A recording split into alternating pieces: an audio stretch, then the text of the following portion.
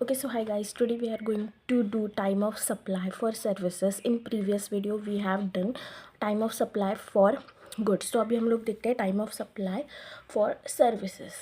And trust में ये भी बहुत ज़्यादा ईजी है. जस्ट गुड्स का जैसे ईजी था वैसे भी सर्विसेज का भी ईजी है.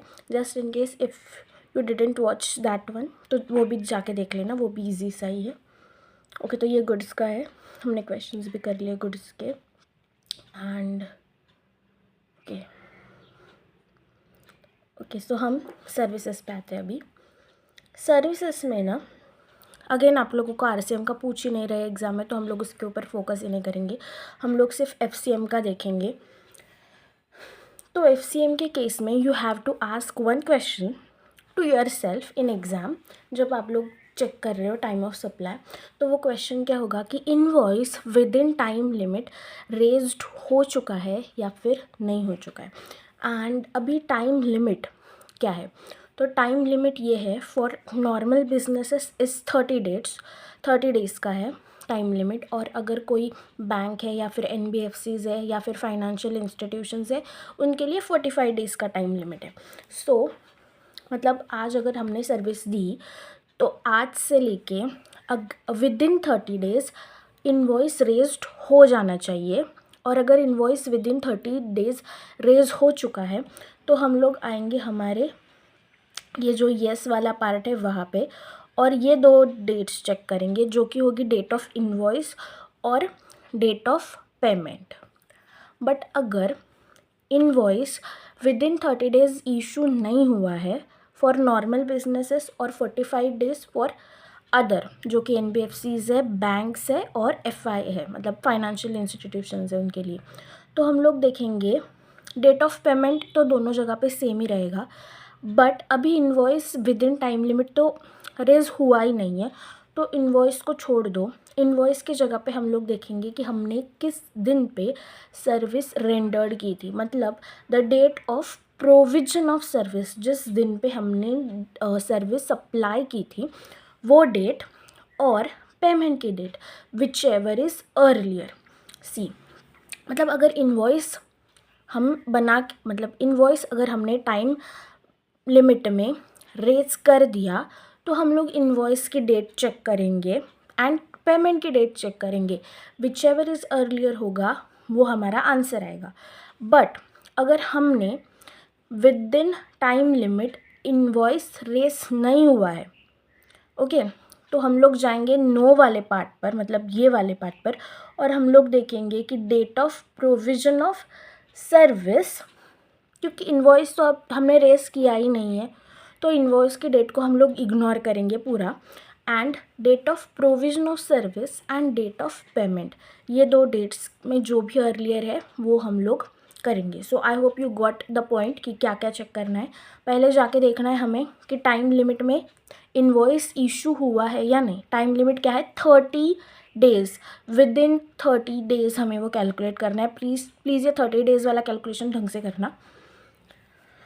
मैं दिखाती हूँ बट फिर भी ध्यान में रखना ये बात.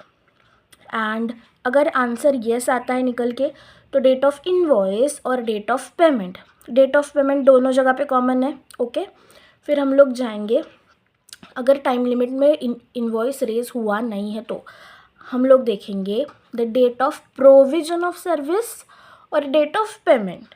ओके, तो अभी हम लोग क्वेश्चंस पे जाते हैं. अगेन हम लोग PYQs ही करेंगे, ओके, बिकॉज वो इजी पड़ता है हमें भी.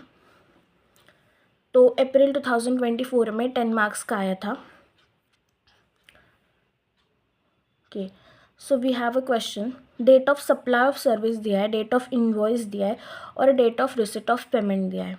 अभी आपको कॉलम्स बनाने होंगे जैसे हम लोग गुड्स में बनाते हैं, बट इधर कॉलम्स थोड़े ज़्यादा बनेंगे. मतलब हमें एक तो date of provision of service का बनेगा, date of issue of invoice का बनेगा. फिर हमें ये भी चेक करना है ना कि इशू इनवॉइस हुआ है कि टाइम लिमिट में या फिर नहीं, तो उसका भी कॉलम बनेगा. एंड डेट ऑफ पेमेंट का भी कॉलम बनेगा. और लास्ट में हमारा आंसर का कॉलम टाइम ऑफ सप्लाई का, तो वो तो आना ही पड़ेगा, हमें बनाना ही पड़ेगा. तो ऐसे हमारे पूरे के पूरे 5 कॉलम बनेंगे. और इसमें से 3 जो कॉलम्स है वो तो आपके पास होंगे. बस आपको ये जो यस नो वाला कॉलम है, invoice is issued in time limit और नॉट, वो आप लोगों को चेक करना पड़ेगा। सो हम लोग एक एक देखते जाते हैं, ठीक है। देखो अभी हमने date of provision of service, मतलब हमने जिस दिन पे सप्लाई किया है सर्विस का वो दिन है 13/11। तो 13/11 से लेके 30 दिनों तक हमें इनवॉइस इशू करना है। और हमने कब तक इशू किया है? हमने इशू किया है 2 दिसंबर तक को, मतलब हमारे पास हमने 30 डेज़ में कर दिया है। सो आंसर आया हमारा यस। अगर आंसर हमारा यस आया है तो हम लोग इनवॉइस की डेट चेक करेंगे एंड हम लोग पेमेंट की डेट चेक करेंगे, और इन दोनों में से जो भी अर्लियर होगा वो आएगा हमारा टाइम ऑफ सप्लाई। अभी नेक्स्ट में जाते हैं हम लोग। नेक्स्ट में है 9 नवंबर को हमने सप्लाई किया है, हमने इशू किया है 6 जनवरी, मतलब 30 डेज़ छोड़ो 45 डेज़ भी हो गए पूरे, मतलब हमने within time limit issue किया है क्या? नहीं। और ना अगर कुछ दिया नहीं ना बैंक और कुछ है ऐसा, तो एज्यूम करना 30 डेज़ वाला ही क्राइटेरिया लगाना, 45 डेज़ वाला क्राइटेरिया लगाने मत जाना, 30 डेज़ वाला ही कम करना, ओके। तो ये तो नहीं हुआ है, मतलब बहुत ही ज़्यादा टाइम हो चुका है, तो नो।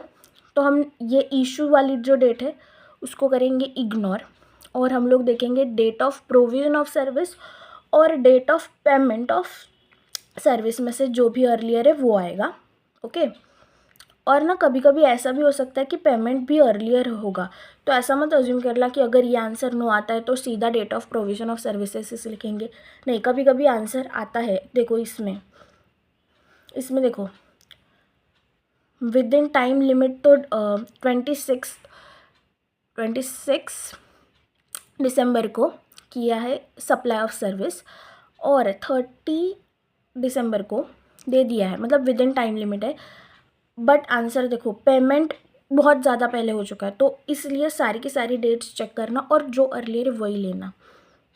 और किसी में शायद तो कुछ तो था जिसमें नो आंसर था फिर भी डेट थी, आई थिंक नेक्स्ट वाले क्वेश्चन में, वैसा दिखाती हूँ मैं बाद में।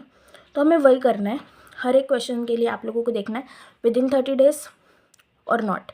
अगर विद इन 30 डेज़ है तो डेट ऑफ इनवॉइस और date of payment whichever is earlier, इसी लॉजिक से जाना प्लीज़। और अगर provision of services within 30 days अगर हमने इनवॉइस इशू नहीं किया, देन हम लोग जाएंगे मतलब जो date of provision of service है एंड पेमेंट वाली डेट, ये दोनों डेट से जाएंगे। तो you can look at this answer for your reference, okay. एक बार सॉल्व कर लेना, ज़्यादा टाइम नहीं लगेगा। हम लोग नेक्स्ट वाले क्वेश्चन पे जाते हैं। ये है अप्रैल 23 का क्वेश्चन। इसमें भी सेम ही कॉलम्स है, अभी कॉलम्स में क्या है, सेम ही सब। और इसमें हम लोग चेक करते हैं अभी वापस। ओके गाइज, ये देखो, ये बोला ना मैंने कि पूरा चेक करना, इसीलिए बोला है। देखो 27 वाला देखना, 23 नवंबर को हमने सप्लाई किया था सर्विसेज का, और 28 दिसंबर इनवॉइस रेज हुआ, मतलब 30 डेज़ के इसमें तो नहीं है, तो आंसर आया नो। बट पेमेंट हमने सर्विसेज देने के पहले ही हमें पेमेंट मिल चुका था, इसलिए 20 नवंबर आंसर आता है टाइम ऑफ सप्लाई का। इसलिए मैं बोल रही हूँ कि अर्लियर ऑफ ही करना, सीधा जाके आंसर मत देने लग जाना, ओके। तो जैसे कि गुड्स के केस में आप लोगों को 10 केसेस है और आपको वो लगा के फिर आंसर निकालना है, वैसे ही आप लोगों को सर्विसेज के भी केस में वैसे ही आंसर निकालना है। 10 मतलब केस देंगे, केस भी क्या मतलब डेट्स देंगे 10, और उसमें से आपको बताना कि टाइम ऑफ सप्लाई क्या है। तो एक लॉजिक से जाना, इट्स ईजी। हम लोग एक और क्वेश्चन करते हैं जिसका आंसर नो आया है। देखो 3rd वाला करेंगे। हमने सर्विस दी 10 तारीख को, मतलब 10/11 को, एंड इनवॉइस इशू हुआ है 20 दिसंबर को, मतलब विद इन टाइम लिमिट तो नहीं हुआ है, बिकॉज टाइम लिमिट एंड हो जाएगा ना 9 दिसंबर तक, तो उसके बाद दिया है, विच मीन्स आंसर हमारा आया नो। और फिर हमने लिया पेमेंट, कब लिया है पेमेंट? 22 दिसंबर, ठीक है। तो डेट ऑफ इन्वॉइस तो हटा ही दो, बिकॉज 30 डेज़ में हुआ ही नहीं है पेमेंट, तो वो हटा दो। हम लोग क्या चेक करेंगे, ये वाली डेट चेक करेंगे और ये वाली डेट चेक करेंगे, विच एवर इज़ अर्लियर हमारा आंसर होगा। सारे केसेस में यही लॉजिक से आप लोगों को जाना है। So I hope you got the answers. एक बार ना ये देख लेना, ठीक है। मतलब चेक करो कि सोचो और खुद से सॉल्व करो। बस क्या याद रखना है, मैं बार बार, मैंने लिटरली बहुत बार रिपीट किया और एक बार रिपीट करूँगी कि हमें क्या क्या देखना है। तो हमें देखना है टाइम ऑफ सप्लाई में फॉर सर्विसेज, पर्टिकुलरली FCM में, whether invoice is raised within a time limit और नॉट। ओके, फिर टाइम लिमिट क्या है, 30 डेज़ का टाइम लिमिट है। 30 डेज़ ही मान के चलो, वो 45 डेज़ का पूछेंगे नहीं, बट मैंने बताया जस्ट इन केस MCQs में वगैरह आ गया तो।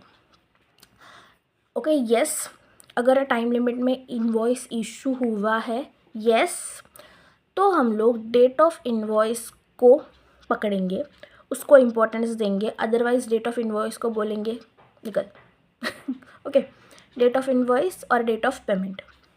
उसके बाद आता है अगर टाइम लिमिट में इनवॉइस इशू नहीं हुआ है तो इनवॉइस को हम लोग इग्नोर करेंगे, पूरा का पूरा इग्नोर करेंगे।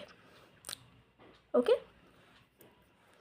And date of provision of services को इम्पोर्टेंस देंगे, एंड डेट ऑफ पेमेंट को तो हमें देनी ही पड़ेगी इम्पोर्टेंस।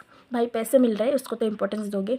ओके, तो ये time of supply for services तो मैंने आप लोगों को अभी एक्सप्लेन कर दिया है, and time of supply for goods भी मैंने ऑलरेडी उसके लिए वीडियो डाल दी है।